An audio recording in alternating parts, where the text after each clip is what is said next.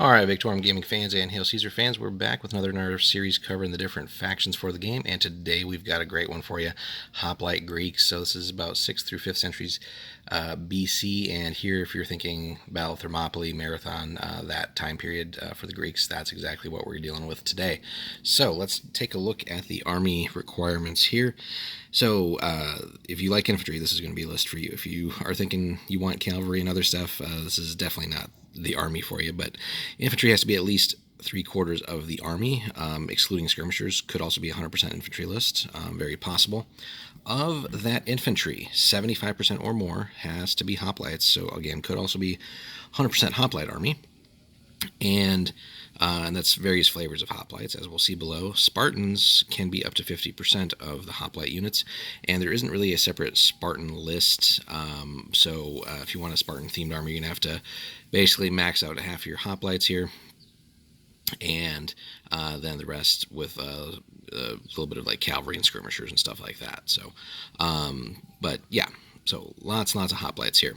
So cavalry up to 10% of the army, and then the usual divisions, although there's that unless it's a cavalry division caveat, and then skirmishers per division, so 25% of the infantry. So let's jump right in so we can see what we're dealing with here.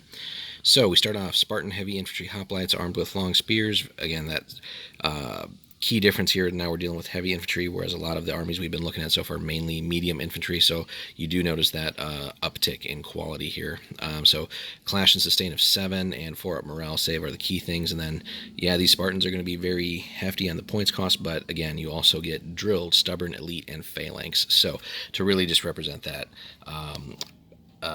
well, elite nature of the Spartan hoplites. So pretty much better than most of their, if not all their contemporaries here. So, but you do pay for that in points, as you can see compared to some of the other units here.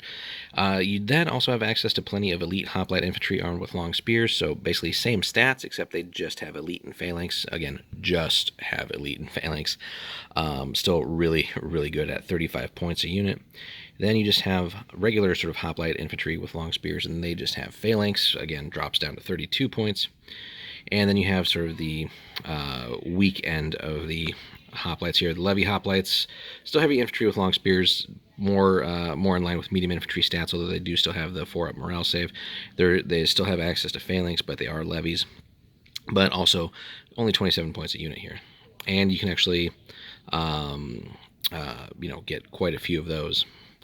Then we move into, we have peltists, which are basically sort of like a skirmisher unit, but fielded more as a actual unit here.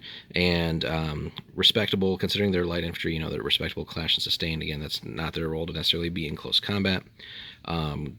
Solid at short range with the javelin, 6-up morale saves, and 20 points a unit.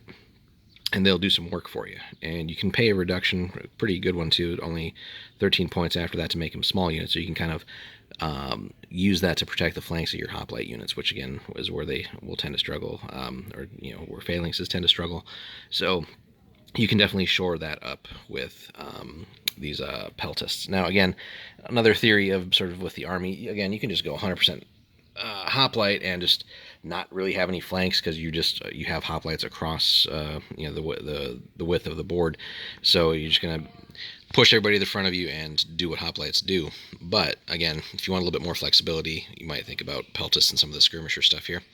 Speaking of skirmishers, armed with javelins as small units, so again, very comparable stats, although no morale for the 11 points there, a little bit cheaper. Then we can start upgrading them again. So we'll go with slings instead of javelins for up to half of those units if you want some actual ranged, like long-ranged ability in the list for 12 points, which is pretty generous. You can also have that one elite slinger unit, the Rhodians, so 1 unit or 1 point. 1 unit there for another point. Let me phrase that correctly. And they do get marksmen, so so if you're going to be fielding skirmishers, you might as well take that 1 unit of Rhodians just for that ability. Really good stuff. And then you do have some bow units, again, just up to 1 unit, a little bit more long-range firepower, and again, just the 1 point. And finally, if you want to go sort of elite on the bow unit, you have the Cretan bowman. Again, stats aren't really changing here, but you do have another ability or way to get marksmen. Now, onto the cavalry, which is not great, but again, this is the classical Greeks that we're thinking about. So it's going to be the hoplite is really your bread and butter here. But you have medium cavalry as small units, and for being small units, they still have that respectable clash value of 6 with a morale of 5. But as you can see, the sustain drops down to a 3. At that point, you're just not going to win long battles with these guys for 19 points a unit. So here it's more about getting some fast-moving units that can get around and deal with other similar small and weak units that enemies might be fielding. But yeah, don't expect too much out of these guys. Now, interestingly, it doesn't say what these guys are equipped with, so I do believe you have some options there. I would probably just do like swords and shields. I don't imagine that it's intended that these guys have spears or anything like that. At least it doesn't say so. You then have light cavalry, some fast-moving, harassing cavalry here, with javelins as small units. Again, a decent clash value considering they're light cavalry, but again, these guys are just not going to last in a prolonged fight. 17 points a unit there. You do have the ability to go with 1 unit of Thessalians. Again, no stat changes, but you get feigned flight for another 2 points a unit. So worth doing, again, if you just want to run that 1 unit of those. Commanders here, you have some options too. So leadership 8 across the board, so really solid, of course, as we've seen with every other list. However, if you want to, again, theme this more towards a Spartan-led list, so basically you have to max out on Spartan hoplites. You can have a Spartan general lead it, and that general has leadership 9 and can add up to 6 attacks in hand-to-hand rather than the usual 3, so just to represent his sort of badass nature. So again, if you want to theme this list more along the Spartans, you're going to have a very elite list, probably a little bit smaller in units just because of the extra cost, but again, it's hard to argue with an army that is drilled, stubborn, elite, and phalanx all the way across the board, so not an easy thing to beat if you're playing smart. So that being said, again, this Greek list basically doubles as, or not doubles, but counts as really any of the Greek city-states that you can that were relevant at the time. So, if you want to do Athens, Thebes, Sparta, of course, and some of the smaller ones, you certainly have that option. So it's kind of a catch-all Greek list. It's not, again, just one specific city-state with maybe like special rules for it or anything.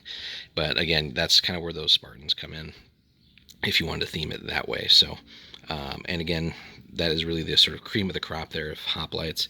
It doesn't get much better than that. Again, drilled, stubborn, elite, phalanx.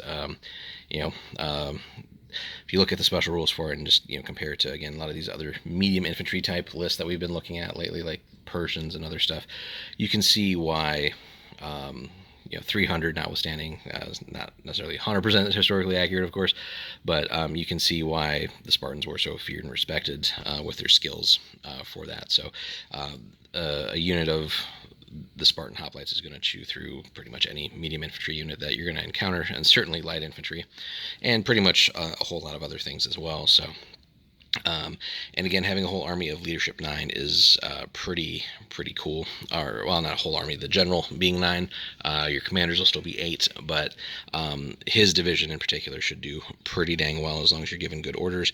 And the scary thing on top of that, of course, is that he can contribute 6 attacks. So really, that unit led by the general is going to be a buzzsaw and do pretty nasty things. So overall, a great fun list to collect. And again, so many different city-states, so you can kind of go wild here on the hobby and painting aspect. It really doesn't restrict you much. Or even, really more of a mercenary hoplite list as well. So lots and lots of things that are possible here, and a great army that as we get into sort of like the classical times that we are a little bit more familiar with compared to some of the earlier BC and Bronze Age themed lists. So yeah, again, if you're thinking Thermopylae, Plataea, Marathon, the Ionian Revolt, that time period, so this is really good stuff that's possible here. So hope you guys enjoyed the video. Hit us with a like if you could, a subscribe if you haven't already, and stay tuned for more Hail Caesar videos.